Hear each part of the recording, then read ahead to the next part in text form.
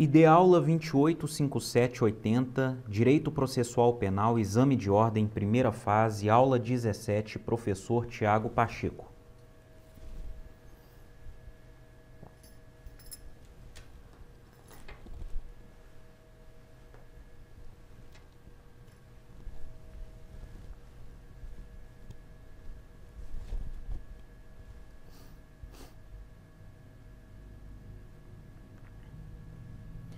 Direito Processual Penal, Exame de Ordem, primeira fase, Provas em Espécie, parte 1.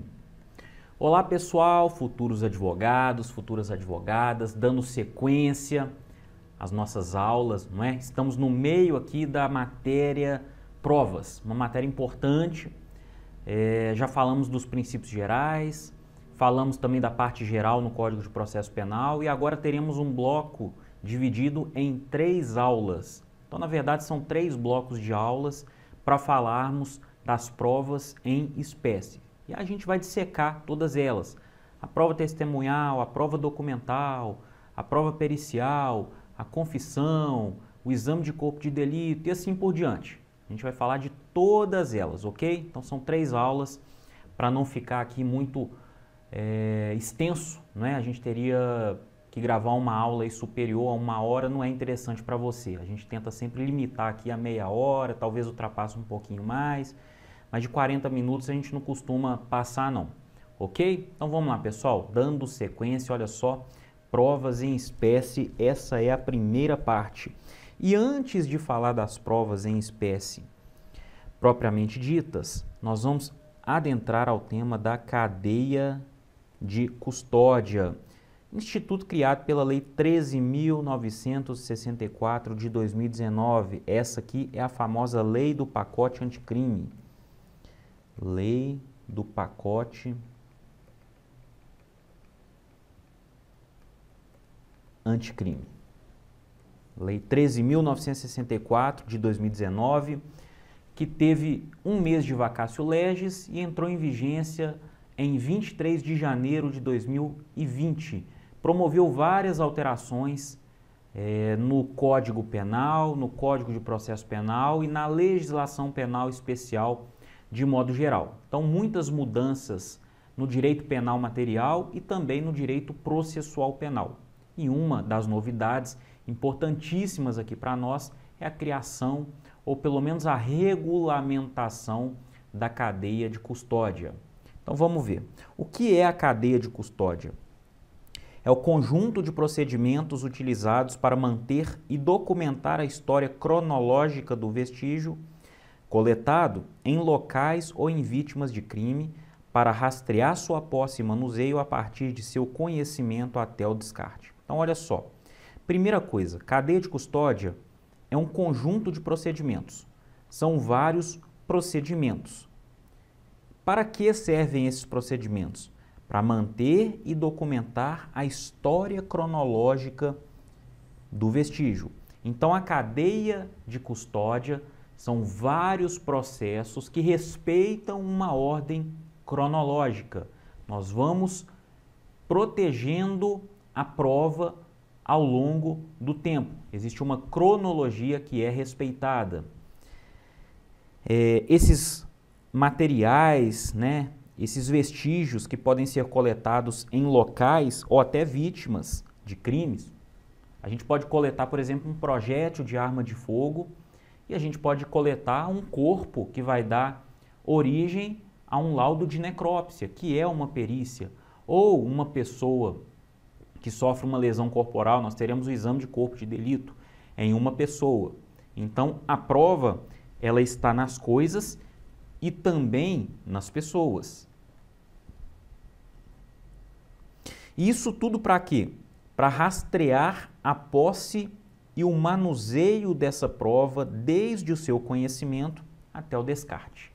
Então, a gente precisa o quê? Manusear essa prova. Em algum momento, ela vai dar ensejo à confecção de um laudo pericial, ela pode ser restituída para a vítima, por exemplo, caso não seja mais importante para a investigação, para os autos, não é? Uma restituição pode ocorrer pelo delegado de polícia na fase investigatória ou até mesmo pelo juiz na fase processual. Então a gente vai controlando essa prova. O que acontece com essa prova? Desde o dia que ela é colhida até o dia do seu descarte, que pode acontecer somente depois da sentença penal transitada em julgado, ou não, pode acontecer no momento bem anterior.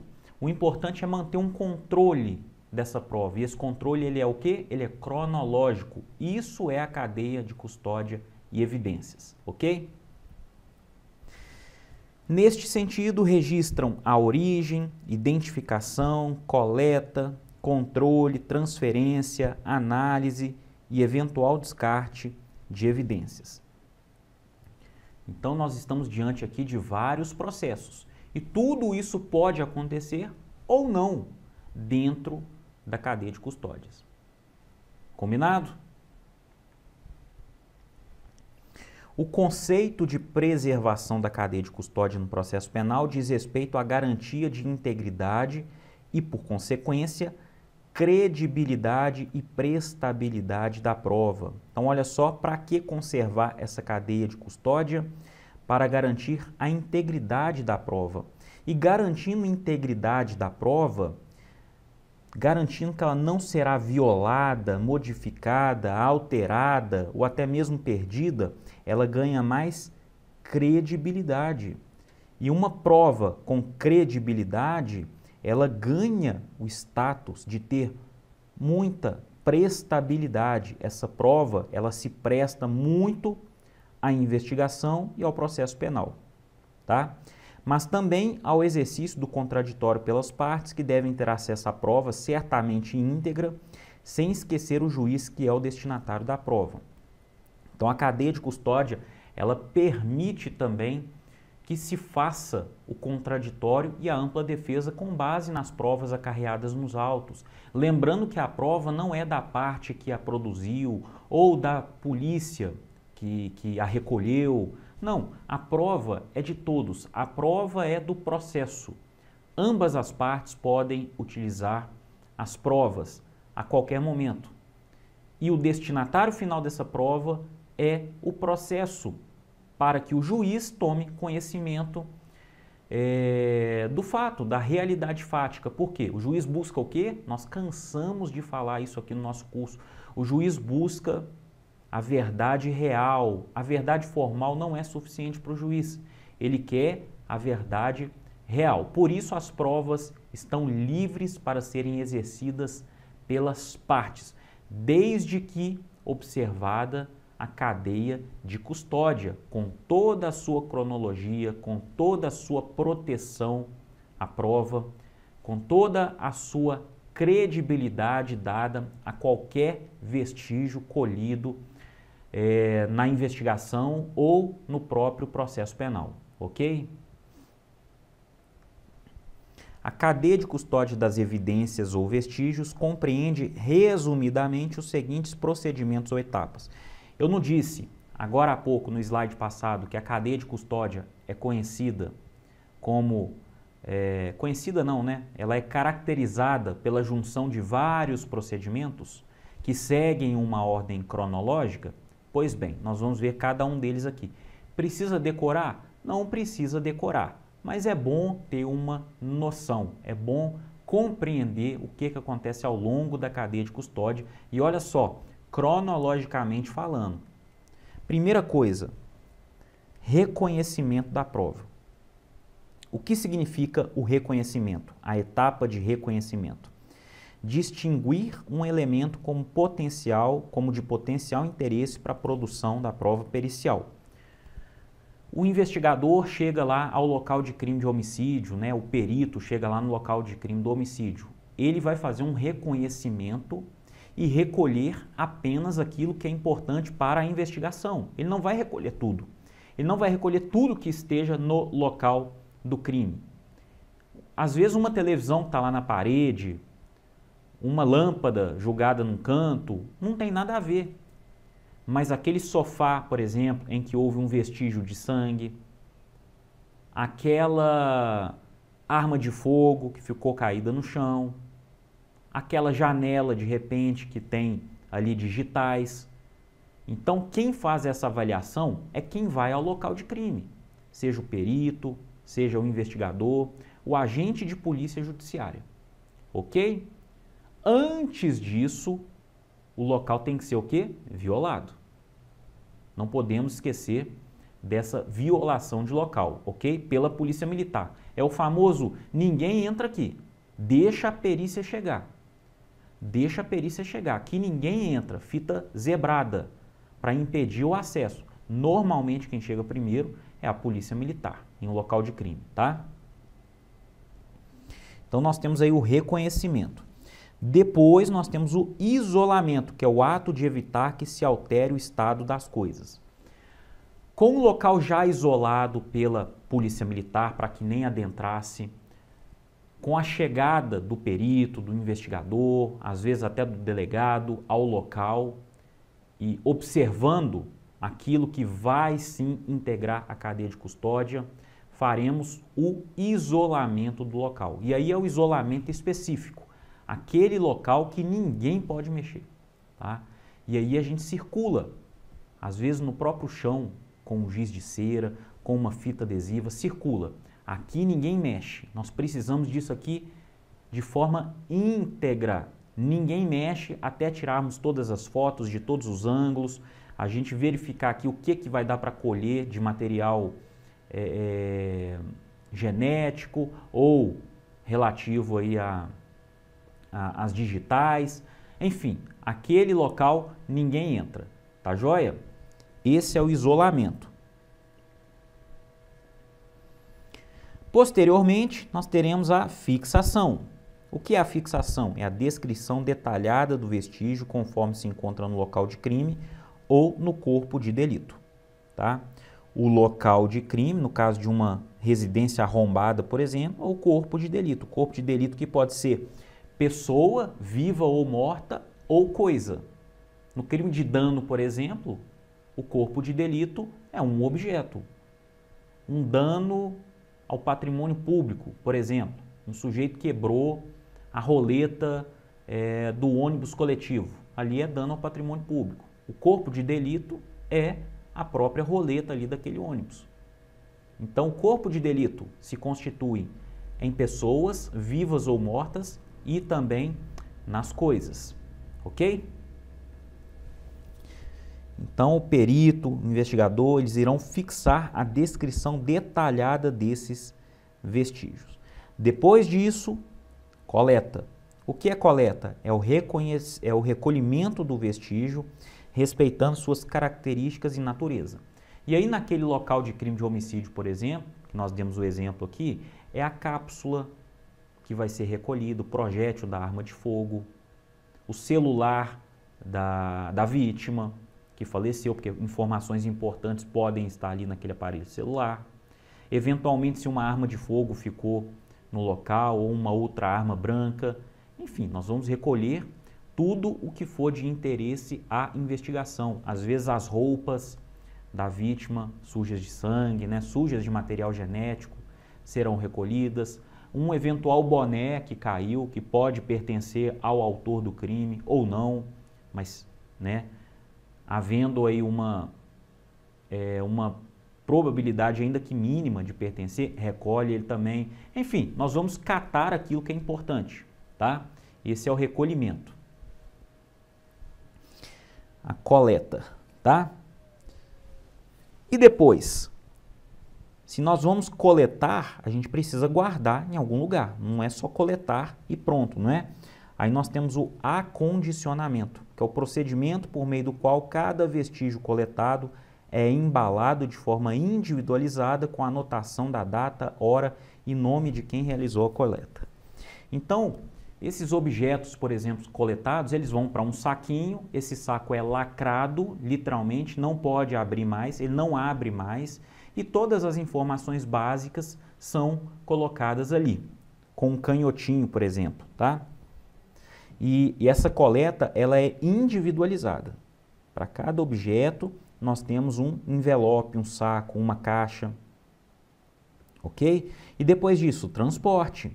É o ato de transferir o vestígio de um local para outro, utilizando as condições adequadas de modo a garantir a manutenção de suas características originais, bem como o controle de sua posse. Normalmente, esse transporte vai ser feito para a delegacia de polícia, ou para o Instituto de Criminalística, ou para o IML, no caso de um corpo. Então, o transporte sendo feito, ok? E depois nós temos o recebimento, que é o ato formal de transferência da posse do vestígio que deve ser documentado. Transferir, por exemplo, aquele vestígio do setor de perícia para o setor cartorário dentro da delegacia. E tudo isso é documentado. O que mais? Processamento. É o exame pericial em si, a manipulação do vestígio de acordo com a metodologia adequada. O processamento é a perícia em si, é colocar aquele projétil de arma de fogo dentro das... É difícil explicar aqui agora, porque a maioria de vocês, eu percebo, né, eu tenho certeza, na verdade, que são mais leigas, mas é possível se verificar, por exemplo, o calibre de um projétil de arma de fogo com base no próprio projeto, que é colocado em uma máquina e etc. Nós temos toda uma metodologia de pesquisa, é possível. Então, isso é a perícia em si, tá? Então, esse ato de fazer o processamento é dar andamento à perícia. No caso de uma perícia de local, onde já foi a equipe lá, né, os peritos já estiveram no local, é pegar essas fotos, transformar em um laudo com informações, um laudo detalhado, com medições, com indicações, com setas, enfim, é o trabalho da perícia propriamente dito, tá? E depois que a perícia é feita no processamento, aí nós temos o armazenamento, que é o procedimento referente à guarda em condições adequadas do material a ser processado, guardado para a realização de contraperícia, descartado ou transportado. Então, acabou a perícia? Vamos guardar o material de novo, tá? Em condições adequadas, obviamente. Porque depois disso, pode ser que seja necessário uma contraperícia, ou ele vai ser descartado mesmo, ou pode ser que ele seja transportado para outro local para ser usado como prova em outro procedimento, ou ser transportado para outra delegacia, ou para o Instituto de Criminalística. Ok? Nós não sabemos. E por último, é o descarte, que é o procedimento referente à liberação do vestígio mediante autorização judicial. E lembrando que a liberação do vestígio ocorre com a autorização judicial. É necessário autorização judicial para a liberação do vestígio. Perfeito? Então, é isso, pessoal. Basicamente, cadeia de custódia é esse rito com vários processos independentes que vão ocorrer ao longo do tempo. Todos eles, ou alguns deles, não necessariamente todos esses procedimentos ocorrerão, mas nessa cronologia, alguns ou todos esses procedimentos ocorrerão e isso é a cadeia de custódia. Tudo funcionando na ordem cronológica. Vamos lá, o início da cadeia de custódia, ela se dá com a preservação do local de crime, tá? E a preservação do local de crime, ela ocorre primeiramente com a chegada da polícia militar. A polícia militar chega e isola tudo, não deixa ninguém entrar, tá? E aí depois disso, na sequência, os procedimentos policiais ou periciais que vão detectar a existência de vestígio. E aí eles vão literalmente isolar o local. Veja a diferença entre preservar o local e isolar o local. A preservação é feita pela polícia militar, com aquela faixa zebrada que cerca tudo. E o isolamento é feito naquele momento em que a perícia enxerga a pertinência daquele local, aquele lugarzinho, aquele corpo, por exemplo, aquele projétil, vai ser isolado para que todo o procedimento da cadeia de custódia se inicie, tá? E lembrando que é dever do agente público preservar o vestígio da infração penal. Via de regra, polícia militar que chega antes, mas pode ser que seja a Polícia Civil, a Polícia Federal, o próprio perito, a Guarda Municipal nos municípios que possuem, não é? Mas o agente público que primeiro chega tem essa missão de preservar o vestígio da infração penal, para que posteriormente a perícia isole o local propriamente dito, tá? Coleta das provas é o ato relativo à coleta. O ato relativo à coleta deve ser realizado preferencialmente por perito oficial. Olha só, preferencialmente. Não havendo perito oficial, vai o investigador de polícia, vai o delegado, vai até mesmo um perito ad hoc nomeado, mas é preferencialmente o perito oficial, tá? Acondicionamento do vestígio. Ó, o recipiente para acondicionamento do vestígio será determinado pela natureza do material, a fim de permitir o correto armazenamento do vestígio. Deve-se seguir algumas regras, tá? Vamos lá. Todos os recipientes deverão ser selados com lacre com numeração individualizada. A gente já até mencionou isso, tá? Então, o recipiente ele é lacrado, então não abre mais. Aquele recipiente não abre mais, a não ser que ele seja violado, rasgado. Mas ele é selado com lacre e tem uma numeração individualizada. O recipiente deverá individualizar o vestígio, preservar suas características, impedir contaminação e vazamento, ter grau de resistência adequado e espaço para registro de informações sobre o seu conteúdo. Muitas vezes a gente pensa só naquele envelope, mas às vezes não vai ser um envelope lacrado. Aquele envelope plástico, né, que é lacrado, às vezes vai ser uma caixa. O importante é que haja uma vedação correta, de acordo com a característica do vestígio, tá? O recipiente só poderá ser aberto pelo perito que vai proceder à análise e motivadamente por pessoa autorizada. Então, somente o perito que vai fazer a perícia ou alguma outra pessoa aí por motivação fundamentada que vão violar aquele ambiente, não é? Para pegar o material e realizar a perícia propriamente dita, né? Ter aquele vestígio em mãos e realizar a perícia propriamente dita. Olha só que interessante, isso aqui é importantíssimo. Ó. Após cada rompimento de lacre, deve-se fazer constar na ficha de acompanhamento de vestígio o nome e a matrícula do responsável, a data, o local, a finalidade, bem como as informações referentes ao novo lacre utilizado. Então, toda vez que o lacre é rompido, isso vai constar na ficha de acompanhamento do vestígio, tá? Que leva inclusive o nome e a matrícula do servidor responsável, além de data, local e a finalidade, por que aquele lacre foi rompido. É o óbvio, né? Para que a perícia fosse realizada, mas isso tem que constar lá. E todas as informações referentes ao novo lacre deverão constar lá, tá? E olha só que legal ainda. O lacre rompido deverá ser acondicionado no interior do novo recipiente. Então, no novo recipiente, com o novo lacre, o perito devolve ali o vestígio e o lacre rompido. O lacre rompido vai ficar ali também, de forma permanente, tá? Isso tudo para a gente organizar a cadeia de custódia na ordem cronológica. Todos os institutos de criminalística deverão ter uma central de custódia destinada à guarda e controle dos vestígios e sua gestão deve ser vinculada diretamente ao órgão central de perícia criminal. Tá? Após a realização da perícia, o material será devolvido à central de custódia, devendo nela permanecer. Então, após a realização da perícia, o material é devolvido à central de custódia e é lá que ele fica, ok? E, caso a central de custódia não possua espaço ou condições de armazenamento, deverá a autoridade policial ou judiciária determinar as condições de depósito do material em local diverso, mediante requerimento do diretor do órgão central de perícia criminal.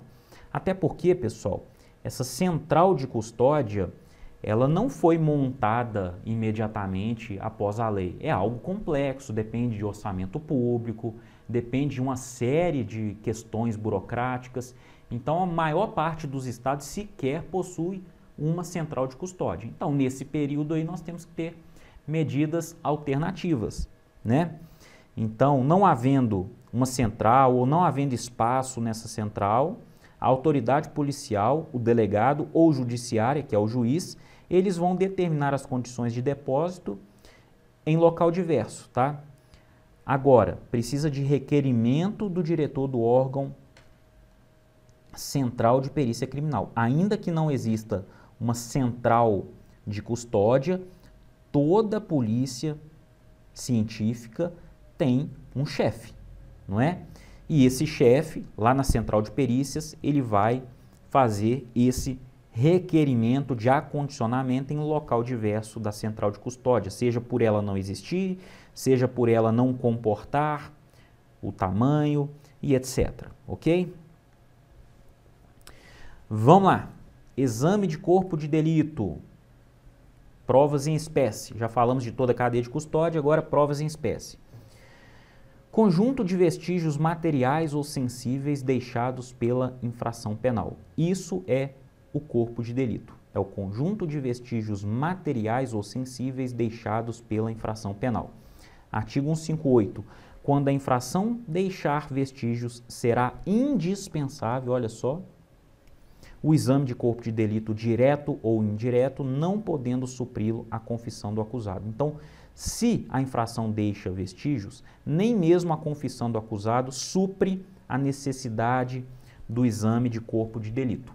Havendo vestígio, existe também uma obrigatoriedade na realização do exame de corpo de delito. Essa aqui, inclusive, é uma exceção, tá?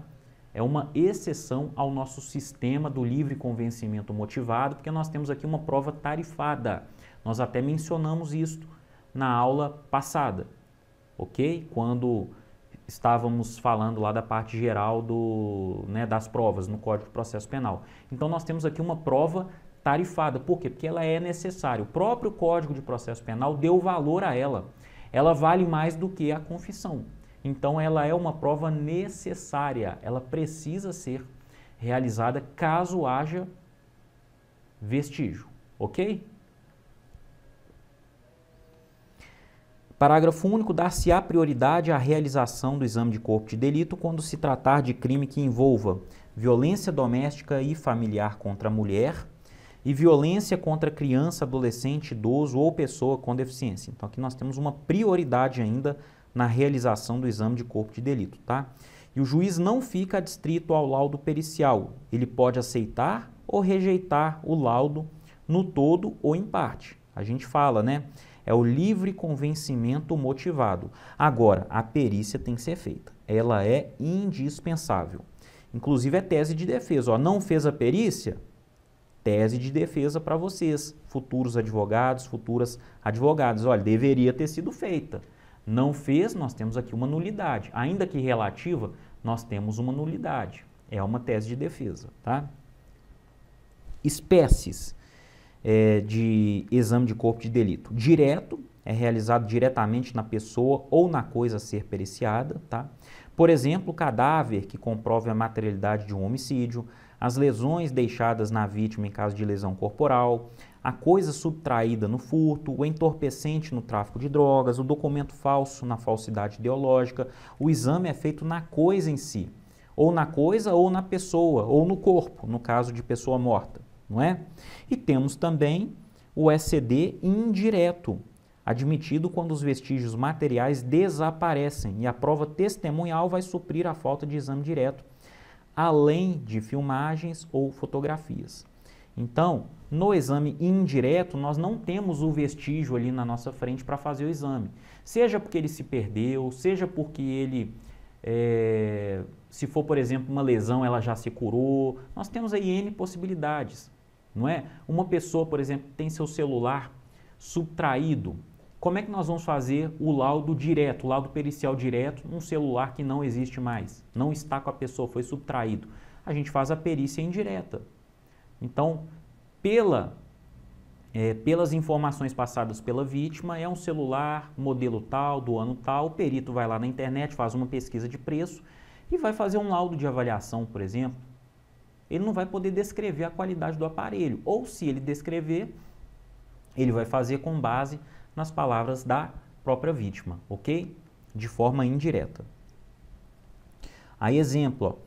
Se os autores do roubo venderam o objeto a um terceiro não identificado, impossibilitando a apreensão da res, ainda assim haverá possibilidade de condenação por meio de exame indireto, ó, obtido por meio do conjunto probatório, que é a palavra da vítima, a prova testemunhal, eventuais filmagens de circuito interno, de TV e etc. Então, é o exame indireto. Isso acontece muito no caso de lesão corporal, em que a vítima é atendida lá no hospital pronto-socorro, mas aí ela vai ao IML 3, 4 dias depois e a lesão já sumiu. O que o delegado faz? Ele solicita ao pronto-socorro o relatório médico e aí manda esse relatório médico para o médico legista. O médico legista vai fazer a prova indireta, ele vai fazer um exame indireto com base no relatório médico, já que a lesão da vítima já foi embora, sumiu, ok? Atenção, gente, ao artigo 12, parágrafo 3º da Lei 11.340 de 2006, ó, serão admitidos como meio de prova os laudos ou prontuários médicos fornecidos por hospitais e postos de saúde. No caso de Lei Maria da Penha, nem precisa de pedir uma perícia indireta. O próprio laudo, o próprio prontuário médico já funciona como meio de prova, ok? E artigo 77, parágrafo 1º da Lei 9.099, lembrando, gente, Lei 11.340 de 2006 é a Lei Maria da Penha, e a Lei 9.099 de 95 é a Lei dos Juizados Especiais, onde são julgados os crimes de menor potencial ofensivo, tá? Para o oferecimento da denúncia, que será elaborada com base no termo de ocorrência referido no artigo 69 desta lei, com dispensa do inquérito policial, prescindir-se-á do exame de corpo de delito quando a materialidade do crime estiver aferida por boletim médico ou prova equivalente. Mesma coisa, tendo o relatório médico, não há necessidade de solicitar a perícia direta para o médico legista, ok? Prova pericial, vamos lá. 159. O exame de corpo de delito e outras perícias serão realizadas por perito oficial portador de diploma de curso superior. Na falta do perito oficial, o exame será realizado por 2 pessoas idôneas. Olha só, não havendo um perito oficial no local, 2 pessoas idôneas portadoras de diploma de curso superior, preferencialmente na área específica, não precisa ser necessariamente, mas preferencialmente na área específica, dentre as que tiverem a habilitação técnica relacionada com a natureza do exame. Então, não havendo perito oficial, gente, eu preciso de 2 pessoas idôneas, tá? Elas têm que ser formadas em curso superior, tem que ter curso superior e preferencialmente nessa área específica que a demanda da perícia solicita, tá? Parágrafo 2º. Os peritos não oficiais prestarão compromisso de bem e fielmente desempenhar o encargo. É claro, não é? Serão facultados ao Ministério Público, ao assistente de acusação, ao ofendido, ao querelante e ao acusado a formação ou a formulação de quesitos e indicação de assistente técnico. Então, podem as partes formular um quesito? Pode. Tá? E aí encaminha-se esse quesito para o perito, para ele responder também. Já existem os quesitos oficiais, que são descritos no próprio Código de Processo Penal, e existem também os quesitos não oficiais, que podem ser feitos pelo delegado, pelo promotor de justiça, pela vítima, pelo acusado, pela testemunha, por qualquer um. Ok? Parágrafo 4º. O assistente técnico atuará a partir de sua admissão pelo juiz e após a conclusão dos exames e elaboração do laudo pelos peritos oficiais, sendo as partes intimadas desta decisão. Então, o assistente técnico é aquele que atua do lado do perito. O juiz precisa admitir ele. O juiz admitindo, ele vai atuar de forma conjunta com o perito. Ele vai poder acompanhar ali em loco todo o processo da perícia, toda a cadeia de custódia. Tá? Mas o juiz precisa deferir. 5º, durante o curso do processo judicial, é permitido às partes quanto à perícia, requerer a oitiva dos peritos para esclarecerem a prova ou para responderem a quesitos, desde que o mandado de intimação e os quesitos ou questões a serem esclarecidas sejam encaminhados com antecedência mínima de 10 dias, podendo apresentar as respostas em laudo complementar.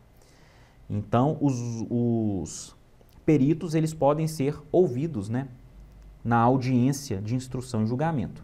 2. Indicar assistentes técnicos que poderão apresentar pareceres em prazo a ser fixado pelo juiz ou serem inquiridos em audiência. Então, o assistente técnico, além de poder acompanhar, ele pode até proferir o seu parecer, que é do interesse, obviamente, da parte que o contratou, não é? Então, ele tem esse direito também, e é o juiz que concede aí o prazo a ele. Parágrafo 6º. Havendo requerimento das partes, o material probatório que serviu de base à perícia será disponibilizado no ambiente do órgão oficial, que manterá sempre sua guarda e, na presença de perito oficial para exame pelos assistentes, salvo se for impossível a sua conservação. Isso aqui dando continuidade, inclusive, né, à própria cadeia de custódia. Então, o vestígio fica por lá, ok? Parágrafo 7º. Tratando-se de perícia complexa que abranja mais de uma área de conhecimento especializado, poder-se-á designar a atuação de mais de um perito oficial e a parte indicar mais de um assistente técnico. Então, na perícia complexa, podem atuar 2, 3, 4, 10 peritos. Se depender de mais de uma área de conhecimento, não é? Eu atuei aqui como delegado em Minas Gerais, na cidade de Belo Horizonte, naquele processo em que o viaduto da Avenida Antônio Carlos caiu, né? Caiu e matou algumas pessoas. Isso perto da Copa das Confederações, ou entre a Copa das Confederações e a Copa do Mundo, não recordo bem se foi em 2013 ou 2014, acho que foi até em 2014, na época da Copa do Mundo. E aí, uma perícia muito complexa. Por que aquele viaduto caiu? Nós precisamos ali nós tivemos, né, a atuação de peritos, engenheiros civis, engenheiros de produção, geólogos, geógrafos, biólogos, uma série de modalidades profissionais para atuar em um caso apenas. Tá? Então, isso é comum, foi uma perícia muito complexa. Um caso que ganhou repercussão mundial, diga-se de passagem, porque estava na época da Copa do Mundo. Aliás, salvo engano, estava no meio da Copa mesmo, sabe? E haviam jogos em Belo Horizonte, vários jogos. E a gente estava no meio da Copa do Mundo. E esse viaduto caiu, ganhou uma repercussão assim, mundial, uma perícia muito complexa. Ok? Artigo 50, parágrafo 1º da Lei 11.343 de 2006, aqui é a Lei de Drogas, tá? A Lei Maria da Penha é 11.340, aqui é 11.343, Lei de Drogas. Para efeito da lavratura do auto de prisão em flagrante e estabelecimento da materialidade do delito, é suficiente o laudo de constatação da natureza e quantidade da droga firmado por perito oficial ou, na falta deste, por pessoa idônea. Então, no caso de tráfico de drogas ou os crimes envolvendo o tráfico de modo geral, em um primeiro momento não se exige o laudo definitivo, o laudo toxicológico definitivo. O laudo preliminar é suficiente. Falando o quê? Qual é a droga e a quantidade. Só isso, tá? E esse laudo pode ser feito pelo perito oficial ou por pessoa idônea. E aqui, olha só, apenas uma pessoa idônea, não há necessidade de serem duas. Ok? E depois, 30 dias após, a perícia vai exarar o laudo toxicológico definitivo com todas as informações necessárias para a investigação. Ok? Olha lá, prazo para lavrar o laudo pericial, artigo 160. Os peritos elaborarão o laudo pericial onde descreverão minuciosamente o que examinarem e responderão aos quesitos formulados. O laudo pericial será elaborado no prazo máximo, este é o prazo máximo e não mínimo, tá? De 10 dias, podendo este prazo ser prorrogado em casos excepcionais a requerimento dos peritos. No caso do viaduto, por exemplo, o laudo saiu cerca de 4 meses depois. Um laudo extremamente técnico, com mais de 500 páginas, diga-se de passagem, foi necessário, ok? Mas o prazo comum para que o laudo seja exarado, 10 dias. O prazo de 10 dias, ok? 161. O exame de corpo de delito poderá ser feito em qualquer dia e a qualquer hora, é óbvio. 162. A autópsia será feita pelo menos 6 horas depois do óbito, salvo se os peritos, pela evidência dos sinais de morte, julgarem que possa ser feita antes daquele prazo, o que declararão no auto. A gente até deu o exemplo, né, de um acidente aéreo em que a pessoa é encontrada carbonizada. Será que há necessidade de se esperar 6 horas ali? Não, ali está muito claro e evidente que ela faleceu em razão do acidente aéreo. Não seria necessário nem mesmo a perícia, a própria necrópsia, em razão do caso concreto. Mas aqui uma situação em que não há necessidade de se respeitar esse prazo de 6 horas. Mas normalmente se espera, ok? Isso, primeiro, para evitar abrir uma pessoa que esteja viva ainda, isso já aconteceu, né? Existe uma doença aí em que, eu não me recordo agora o nome da doença, mas os níveis metabólicos ficam tão baixos que nenhum aparelho detecta a presença de batimento cardíaco e respiração, mas a pessoa na verdade está viva. Então essa espera já é uma margem de erro para sair, para a gente fugir dessa situação, ok? E outras situações importantes também, como morte por envenenamento, quando é necessário aguardar um prazo um pouco maior para que os efeitos químicos do veneno sejam melhores captados, enfim, é uma série de situações que fala, olha, não faz de imediato não, espera 6 horinhas aí pelo menos, é melhor, é mais seguro, tá?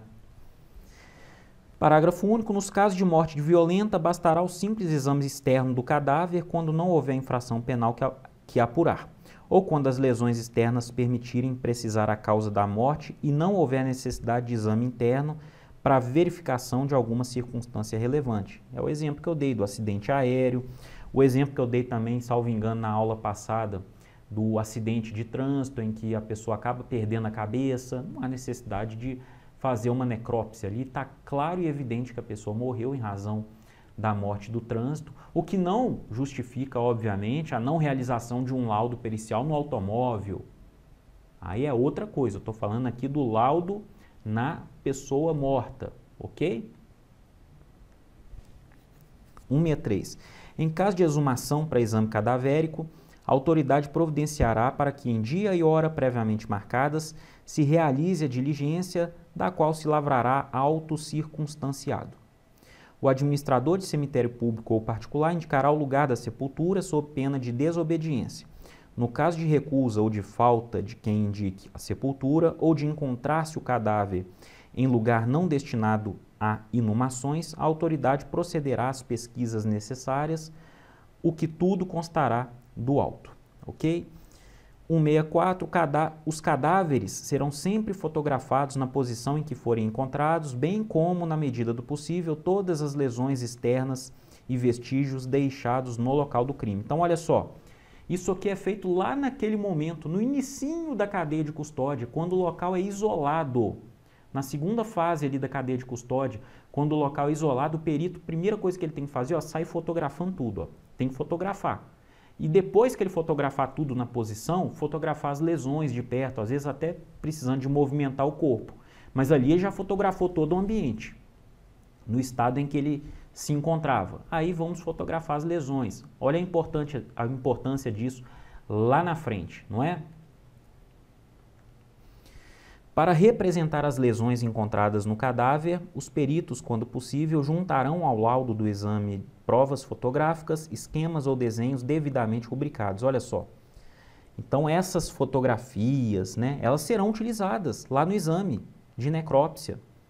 Elas serão juntadas, olha lá. Serão juntados, ó, as provas fotográficas, esquemas ou desenhos devidamente rubricados, ou seja, assinados, tá? 166. Havendo dúvidas sobre a identidade do cadáver exumado, proceder-se-á ao reconhecimento pelo Instituto de Identificação e Estatística, ou repartição congênere, ou pela inquirição de testemunhas, lavrando-se auto de reconhecimento e de identidade, no qual se descreverá o cadáver com todos os sinais e indicações.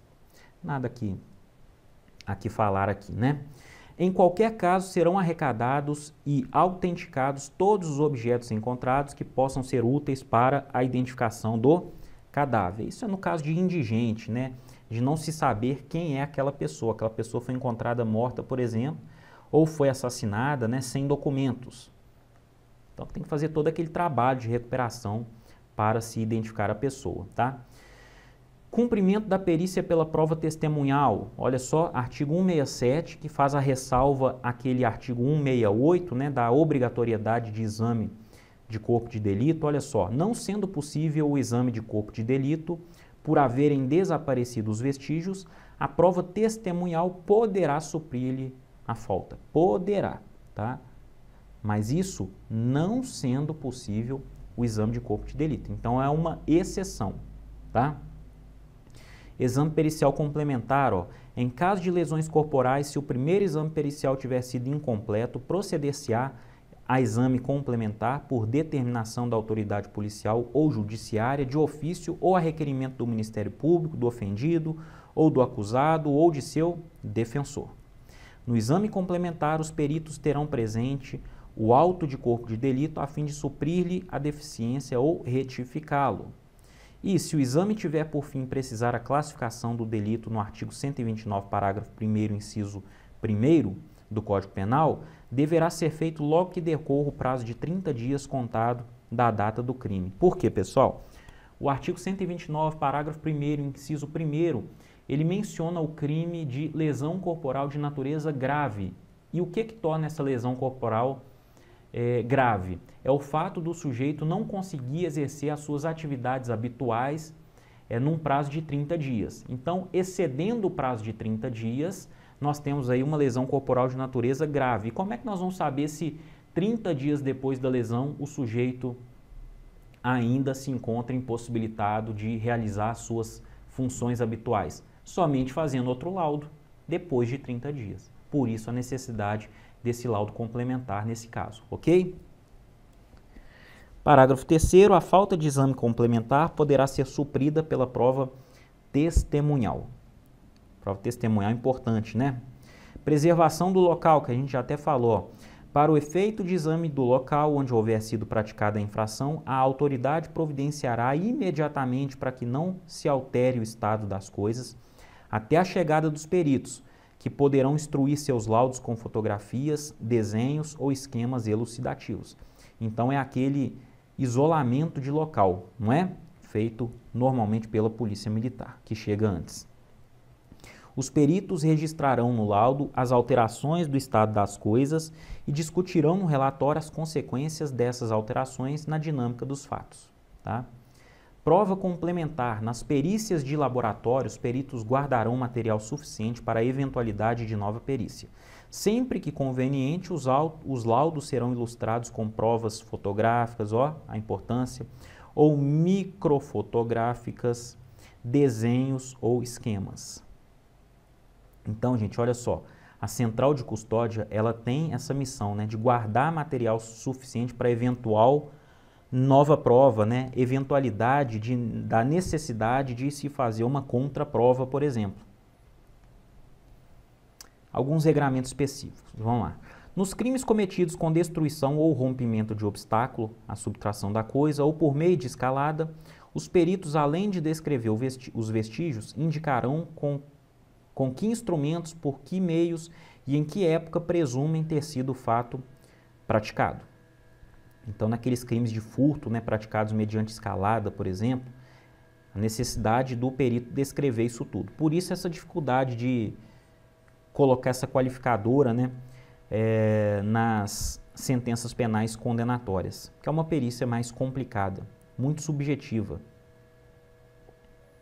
Muito subjetivo o perito conseguir indicar, né, qual instrumento, por qual meio se deu a escalada, quando se deu a escalada, mas enfim, às vezes dá, né? 172. Proceder-se-á, quando necessário, a avaliação de coisas destruídas, deterioradas ou que constituam produto do crime, tá? Então, o famoso laudo de avaliação, importantíssimo. Além de descrever o bem, ele avalia o bem. Ele pode ser feito de forma direta, com a coisa ali ou de forma indireta, caso a coisa não esteja presente no momento, tá?